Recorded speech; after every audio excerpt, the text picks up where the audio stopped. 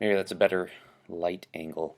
We're going to carry on with 5-6 cells in combination and measurement, like measuring the current resistance voltage in a circuit. Sorry. We saw that you could run loads in parallel, like and switches in parallel. You can do the same thing with cells. So you can put batteries in parallel, and you can put batteries in series. And so instead of we were thinking about like stair steps up or an escalator up, and then stairs down, and watching people move up and down, or watching fluid move up and down, a gravitational potential field. You can do the same thing and thinking about a battery as a escalator moving people up.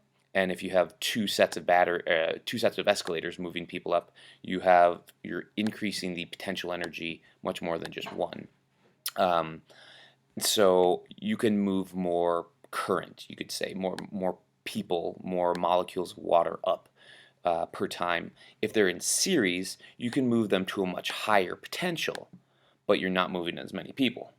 Right, so if this is one staircase, we're moving people up one staircase, and if you put this one at the top, you move them to a much higher potential, so you have a lot more potential energy, but you don't move as much current, so you're not pushing as many people through here.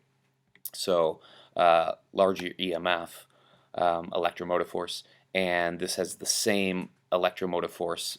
So essentially, like this, if we have a battery, this is what 1.5 volt is a AAA or AA.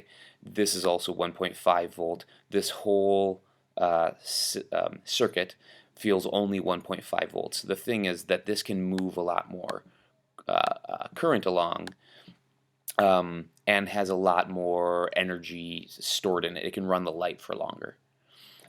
This in series has a much higher, this is 1.5, but then we're doubling it. So this whole thing, this has 1.5 and this is 1.5, but since they're in series, these have a combined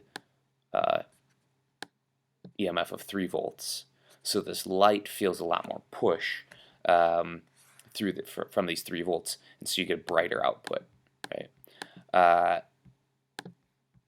Great. So you could try, I'd like you actually to try to do that with this construction kit. See if you can build this with a parallel and also a series set of batteries, and then also do it with one battery, one cell, and a series and parallel set of bulbs or other things. I'd like you to mess with that a little bit. We should spend some time doing this physically, but since I'm not here right now, you can also do it digitally. So the link is up on the Schoology site. Cool. Play with that.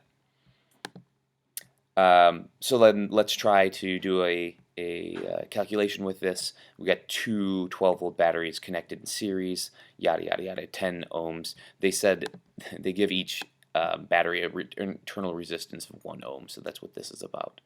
So they want us to see how much current will flow.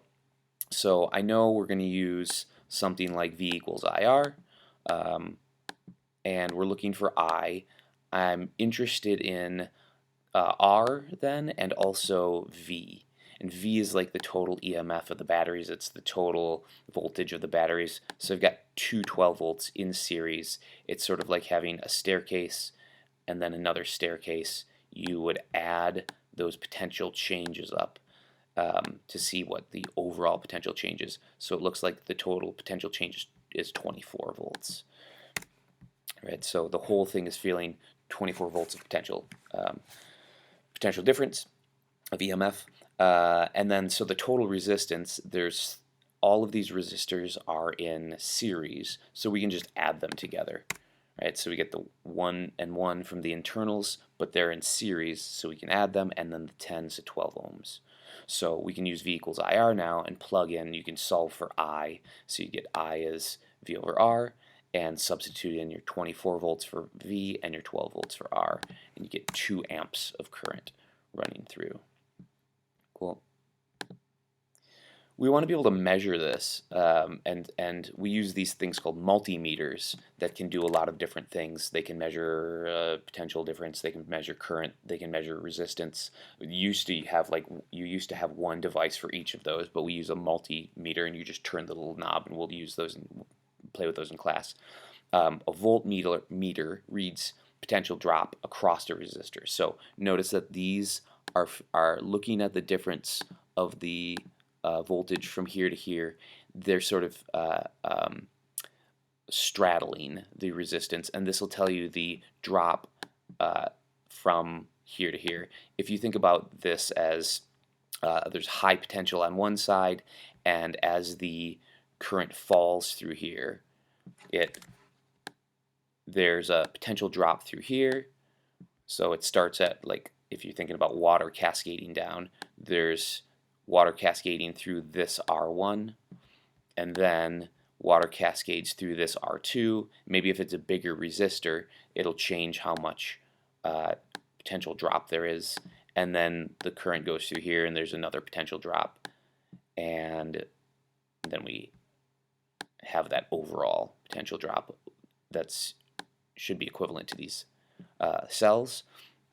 And this is just measuring this potential drop from here to here. Yeah. If it's an ammeter setting, it's measuring the current flow. So it's actually like counting how many electrons are moving through this at one time. And if you change the resistance, you'll change that flow, that current. So notice that this is in line, and actually the current's flowing through here. There's a reading going on, and then it's just part of the circuit almost. So this is sort of straddling this resistor, yeah, just like it is here. And this ammeter is in line, the current's flowing through there. You can think of it like as a spinning wheel, and as the current goes through, the faster the wheel spins, the higher the current. You put a really big resistor in there and the current drops. You put a little tiny resistor and the current boosts. Alright, so let's try that and do a little calculation. So we have this simple circuit. There's an ammeter that's measuring current, I, and there's a voltmeter that's measuring potential drop just over the 4 ohm resistor. So I'm looking for, we're trying to calculate what their readings should be. This ammeter is measuring current through the whole system. And so I think that we're going to look, that'll be easiest to find first. But let's look at maybe the total resistance. We're assuming that this little voltmeter has no resistance. It's pretty close to true, but it's not always true. But let's look at this overall. These two resistors are in series, so we can sum their resistances. There's no resistance in the battery apparently, so their total resistance should be 6 ohms, 4 and 2. So therefore, I know there's 6 ohms and 6 volts, so we can use V equals IR to calculate the current flow. So you go, I is V over R. You go 6 volts, 6 ohms, you get 1 amp of current flowing, which is fine. So there's 1 amp of current flowing through all of these resistors, which means there's 1 amp flowing through this specific resistor. And now we can look at the potential drop using this same thing, but we know the R resistance is 4, and we know the current is 1.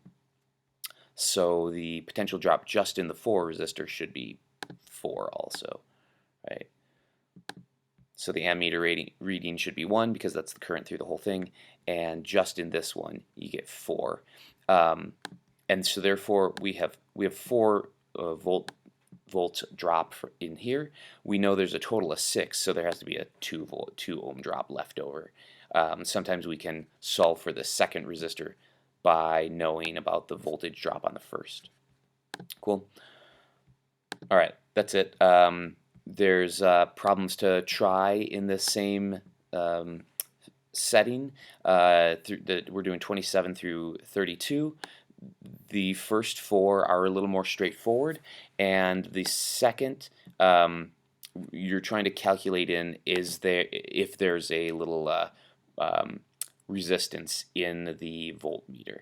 You want a really high resistance. Sorry, you want a high resistance because you don't want current flowing through there. And so we're going to try to take those into account. Cool. Go get them.